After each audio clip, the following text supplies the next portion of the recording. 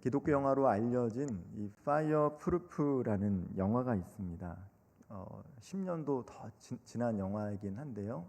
이 영화에는 한 부부가 등장합니다. 이들은 시간이 지나면서 서로에게 익숙해졌고 그 익숙함은 결국 이 무관심으로 서로에게 소홀하게 됩니다. 이 영화의 주인공으로 나오는 이 소방대장 캘럽 홉트는 이 사람을 구하기 위해 빌딩 속으로 들어가는 것보다 이 결혼 7년 차인 이 결혼 생활이 더 힘들게 느껴졌습니다. 그래서 그의 아버지가 이 사랑의 도전이라는 책을 선물합니다. 40일 동안 매일 한 장씩 읽고 실천하라는 것이죠. 아버지가 주신 이 사랑의 도전이라는 책을 읽고 그는 실천합니다. 의지적으로 아내를 사랑하기로 결단합니다. 그러자 놀라운 일이 일어납니다. 처음에는 그러한 감정이 없었지만 의지적으로 책에 있는 내용을 실천하니까 소홀했던 아내와의 관계가 가까워지는 것이죠. 뿐만 아니라 자신이 아내를 사랑하는 것처럼 하나님께서도 자신을 포기하지 않고 끊임없이 사랑했다라는 것을 깨닫게 되는 영화입니다.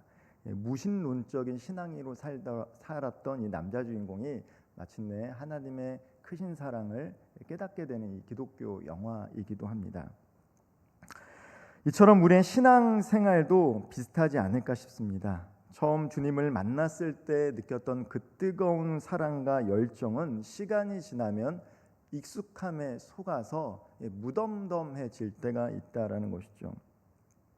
그래서 습관적으로 예배를 드릴 때가 있고 습관적으로 봉사를 할 때가 있습니다. 하지만 오늘 주님은 우리에게 말씀하십니다. 처음 사랑을 회복하라.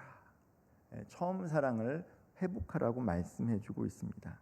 오늘 우리가 주님을 향한 처음의 사랑을 다시 기억하고 작은 행동부터 실천한다라면 다시금 우리의 심령 가운데 주님을 향한 사랑이 불붙게 될 줄 믿습니다.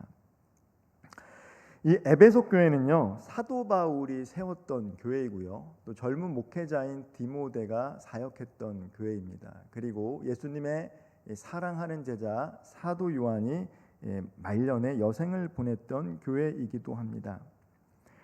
이 에베소 교회는 매우 균형 잡힌 교회이고 매우 성숙한 교회입니다. 어떻게 보면 부족함이 없어 보이는 교회이기도 합니다. 그런 교회를 향해서 오늘 예수님께서 이 에베소 교회를 책망하는 말씀이 있습니다. 요한계시록 2장 4절의 말씀 제가 다시 한번 읽어보도록 하겠습니다. 그러나 너를 책망할 것이 있나니 너의 처음 사랑을 버렸느니라. 에베소 교회가 책망을 받은 것은 무엇입니까? 처음 사랑을 버렸다라는 거예요. 여기서 말하는 이 처음 사랑이라는 것은 시간적인 첫사랑을 의미하는 것이 아닙니다. 질적 우위를 나타낼 때 썼던 이 프로테인이라는 단어가 있는데, 즉 시간적으로 처음 너가 나를 만났던 그런 사랑이 아니라 정말 뜨거운 그 사랑을 다시 회복하라는 말씀인 것이죠. 최고의 사랑을 회복했으면 좋겠다라고 예수님께서 에베소 교회 성도들을 향해서 책망과 함께 권면하고 있는 것입니다. 요한계시록 2장 2절을 보면 이 에베소 교회 성도들은 수고하고 인내했습니다. 그리고 악한 자들을 용납하지 아니하고 거짓 사도를 시험했습니다. 교회를 지켰던 것들을 볼 수가 있습니다. 선과 악을 분별했고요, 거짓 사도를 분별할 수 있을 만큼 신앙적으로 매우 성숙한 교회였다라는 것이죠. 그런데 이들의 신앙이 이 습관처럼 굳어버린 것이 문제입니다. 형식화되었고요. 그러다 보니까 이 생명력을 잃어버린 교회가 되었다라는 것이죠. 오늘 이 에베소 교회를 향해서 주님께서 말씀하신 말씀은 단순히 교회를 향해서 한 말씀이 아니라 우리 개인을 향한 말씀일 수도 있다는 것입니다. 우리가 오랜 시간 동안 신앙생활을 하면서 나도 모르게 습관적으로 예배를 드리고 기도하고 있는 것은 아닌지, 그래서 무덤덤하게 그렇게 예배 감격을 잃어버린 채 신앙생활을 하고 있는 것은 아닌지, 나의 섬김과 봉사가 하나님, 예수님, 성령님의 능력이 아닌 의무감으로 혹여라도 이 일들을 감당하고 있는 것은 아닌지를 돌아보아야 한다라는 것이죠. 우리가 이 말씀을 읽을 때 오해해서는 안 되는 것은 예수님은 단순히 에베소 교회를 향해서 책망만 하는 것은 아니다라는 것입니다. 에베소 교회가 첫사랑을 회복하기를 바라는 마음으로 예수님께서는 회복의 길을 제시하고 있어요. 5절 상반절 말씀 같이 한번 읽어보도록 하겠습니다. 5절 상반절 말씀입니다. 함께 읽겠습니다. 그러므로 어디서 떨어졌는지를 생각하고 회개하여 처음 행위를 가지라. 어디서 떨어졌는지를 생각하고, 동사가 나오죠. 생각하고 회개하며 행위를 가지라. 첫사랑을 회복하기 위해서는 이 세 가지 동사에 주목을 해야 한다는 것입니다. 어디서 떨어졌는지를 생각하라라는 것은 단순히 기억하라는 의미가 아닙니다. 지속적으로 되새기고 묵상하라는 의미를 내포하고 있습니다. 계속해서 삶의 우선순위가 무엇인지를 생각해보고 묵상해보라는 것이죠. 주님을 처음 사랑했던 그 시점으로 돌아가 깊이 되새겨보라고 말씀하시는 것입니다. 어디서부터 주님을 향한 사랑이 식어졌는지, 어떤 계기로 마음이 굳어졌는지를 깊이 생각해 보라고 말씀하는 것입니다. 또한 어디서 떨어졌는지라고 하는 의미는 하나님이 있어야 될 그 자리에서 벗어난 상태를 의미한 것이죠. 하나님이 우선순위가 있어야 되는데 그 자리를 벗어난 상태를 말하고 있습니다. 영적 자리를 이탈한 것이죠. 코람데오, 하나님 앞에서 살아가야 되는데 우리가 영적인 이탈로 인해서 하나님으로부터 멀어진 것을 생각해 보라고 이야기하고 있습니다. 우리가 이것을 생각하지 않으면 어떻게 합니까? 하나님을 사랑함으로 예배해야 되는데 의무감으로 예배할 때가 있다라는 것이죠. 사랑함으로 섬기고 봉사해야 되는데 의무감으로 섬기고 봉사할 때가 생긴다는 것입니다. 생명의 교제가 일어나야 되는데 책임과 의무감만 남게 될 때 신앙은 내게 매우 버든, 짐이 되는 것이죠. 그러므로 주님은 우리가 단순히 감정을 회복하라고 하시는 것이 아닙니다. 어디서 잘못되었는지, 무엇이 나를 쉽게 했는지를 끊임없이 되짚어보라고 말씀하시는 것이죠. 왜 기쁨과 감사가 사라지고 있는지, 부담과 짐만 남겼는지를 깊이 돌아보라는 것입니다. 주님께서 어디서 떨어졌는가 생각해 보라는 것은 책망이라기보다는 오히려 회복의 자리로 초대하는 말씀일 수 있습니다. 오늘 이 주님의 초대 가운데 응답할 수 있는 저와 우리 성도님들 되기를 소망합니다. 두 번째로 첫사랑을 회복하는 것은 회개하라는 거예요. 회개라는 것은 무엇입니까? 단순히 감정적으로 후회하는 것이 아니죠. 내가 왜 그때 그런 선택을 했을까? 내가 왜 그때 그러한 결단을 했을까? 내가 왜 그때 그런 말을 했을까? 후회하는 것이 아닙니다.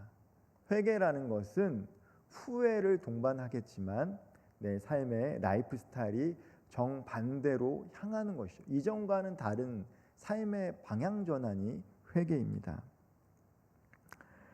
주님을 사랑한 것을 우선순위에서 제거한 것, 하나님보다 다른 것을 더 사랑하게 된 것, 거기서부터 돌이키라라는 것이죠. 그리고 특별히 이 동사 회개하라라고 쓰여진 동사는 현재 명령으로 쓰여졌는데 이것은 한 번 회개하는 것이 아니라 매일, 날마다 우리 삶 가운데서 회개하라는 것이죠. 자칫 잘못하면 우리가 예수 믿음으로 말미암아 나의 원죄가 해결됐는데 왜 우리가 회개하는가라고 생각하시는 성도님들도 있습니다. 그렇습니다. 우리가 예수 그리스도를 믿음으로 말미암아 원죄는 해결돼서 하나님과 올바른 관계 속에서 살아가고 있죠. 그것을 신학적으로 우리를 의로운 관계 속에 있다라고 합니다. 그러나 우리가 온전한 의로운 삶은 아직 살지 못할 때가 있죠. 매일 자범죄를 짓고 살아갑니다. 말과 행동, 생각 속에서 하나님께서 원치 않는 모습으로 살아갈 때가 있습니다. 그것에 대해서 회개하라는 것이죠. 하나님으로부터 떨어져서 살아가려고 하는 우리의 습성을 회개하라는 것입니다. 날마다 회개하라는 것입니다. 기억하고 회개하라는 것입니다. 그렇지 않으면 뜨겁게 하나님을 사랑하기가 어렵다는 것입니다. 오늘 우리에게 우리 주님보다 더 사랑하게 만드는 것은 무엇입니까? 더 사랑하고 있는 것은 무엇입니까? 각자 어쩌면 눈에 보이지 않지만 주님보다 더 사랑하는 것이 있을 수 있습니다. 어떤 사람들에게는 인정일 수도 있겠고요. 어떤 분들에게는 명예일 수도 있을 것입니다. 근데 그것을 내려놓고 주님께로 다시 방향을 돌려야 한다는 것이죠. 참된 회개는 방향 전환이기 때문입니다. 셋째로 처음 사랑을 회복하는 방법은 처음 행위를 가지라라고 이야기합니다. 처음 행위를 가지라는 것이죠. 처음 예수님을 만났을 때에 행했던 그것들을 가지라는 거예요. 성경을 펼칠 때 눈물이 나고 기도하면서 시간 간 줄을 몰랐던 때, 찬양하면서 하나님의 은혜 가운데 머물었을 때, 그때를 생각하고 그런 행동들을 하라는 거예요. 2주 전에 2부 예배 찬양 때 찬양곡 중에 사랑하는 나의 아버지라는 찬양을 우리 찬양 인도하시는 전도사님께서 부르시더라고요. 그 찬양은 제가 21살 때 제가 이제 예수전도단이라는 동아리 활동을 하고 있을 때 그 동방에서 함께 예수전도단 생활을 했던 우리 학교 선배들 또 동년배들과 함께 많이 불렀던 찬양입니다. 정말 많이 불렀던 찬양이에요. 지금 제가 기타를 못 치는데 그때 지금 기타를 막 배우려고 해서 연습을 많이 했던 곡이 그 찬양이었거든요. 이 자리에서 2부 예배 인도를 하기 전에 찬양을 부르는데 갑자기 20년도 더 지난 그 시절이 떠오르더라고요. 아, 내가 그때는 정말 그렇게 뜨겁게 찬양했었는데, 정말 하나님을 사랑했었는데, 물론 지금도 사랑합니다. 뜨겁게 사랑합니다. 그러나 때로는 저도 모르게 의무적으로, 의무감으로, 습관적으로 신앙생활을 할 때가 있고 섬길 때가 있고 무덤덤해질 때가 있다라는 것이죠. 그런데 그 찬양을 부를 때 갑자기 눈물이 나더라고요. 아, 나 인도하러 올라가야 되는데 눈물이 갑자기 나는 거예요. 아, 그때 그렇게 뜨겁게 찬양했을 때가 있었는데 라는 것들이 생각이 나더라고요. 언제 그런 것이 생각납니까? 찬양할 때라는 거예요. 찬양할 때. 나의 마음이 그렇지 않더라도 내가 찬양할 때. 나의 마음이 그렇지 못하더라도 말씀을 읽을 때. 나의 마음이 그렇지 못하더라도 무릎 꿇고 기도할 때 다시금 하나님께서 그 뜨거웠던 첫사랑의 행위를 생각나게 하시고 하나님, 예수님, 성령님, 삼위일체 하나님에 대한 그 사랑을 회복시켜 주신다라는 것이죠. 마음이 차가웠다고 그대로 머물지 말고 의지로 다시 행동하라고 말씀해 주고 계시는 거예요. 우리가 항상 말씀이 잘 읽혀지는 게 아니잖아요. 말씀이 시간이 없어서 말씀을 못 읽는 게 아니라 내 마음 상태가 말씀이 받아들여지지 않을 때가 있습니다. 기도할 수 있는 시간이 있지만 기도하고 싶지 않을 때가 있어요. 사람이기 때문에. 때로는 감흥 없이 그 자리에 앉아서 찬양할 때도 있습니다. 그러나 그 자리를 지키고 말씀이 읽혀지지 않더라도 읽고 감흥이 없더라도 찬양하고 기도할 때 하나님은 우리의 의지적인 실천을 통해서 다시금 우리의 생각을 바꿔주시고 첫사랑에 대한 기억들을 생각나게 하시고 다시 하나님에 대한 사랑을 회복시키신다라는 것이죠.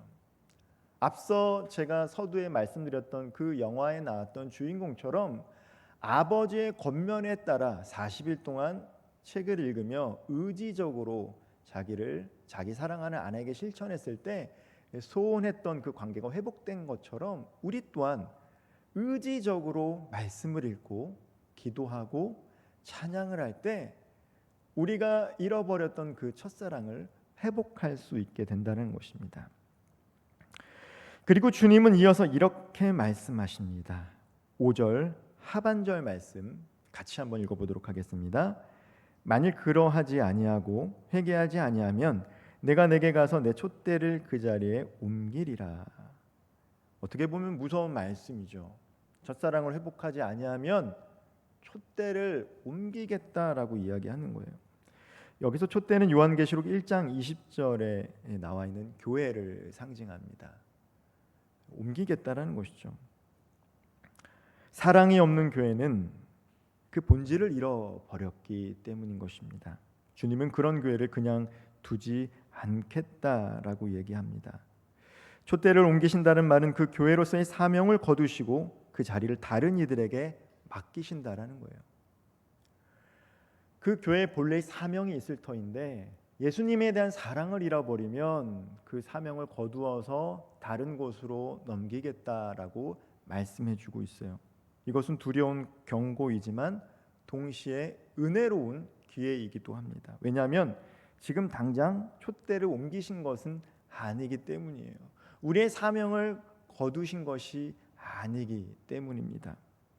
아직 기회를 주시겠다라고 말씀하고 계세요. 주님의 책망은 심판이 아니라 회복을 위한 초대입니다. 마치 회초리를 드시는 부모님처럼 사랑하기 때문에 이야기하시는 거예요.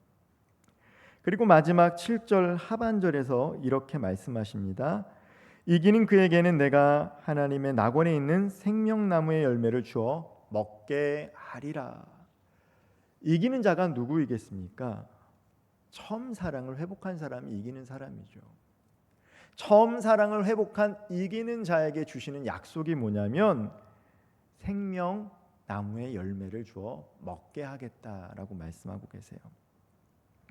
처음 사랑을 되찾기 위해 과거를 되새기고 회개하고 처음 행위를 시작한 사람, 그 사람에게 하나님께서 촛대를 옮기지 않고 사명을 거두지 않고 나를 사랑하기 때문에 그 첫사랑을 회복한 자들, 우리 한 사람 한 사람 그 교회를 향해서 주님께서 약속하시는 것은 생명나무의 열매를 주시겠다라는 거예요.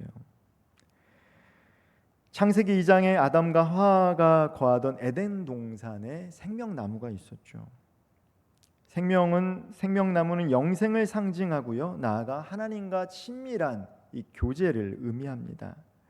처음 사랑을 회복한 자에게는 주님의 교제가 회복될 뿐만 아니라 영원한 생명의 축복이 약속되어 있는 것이죠.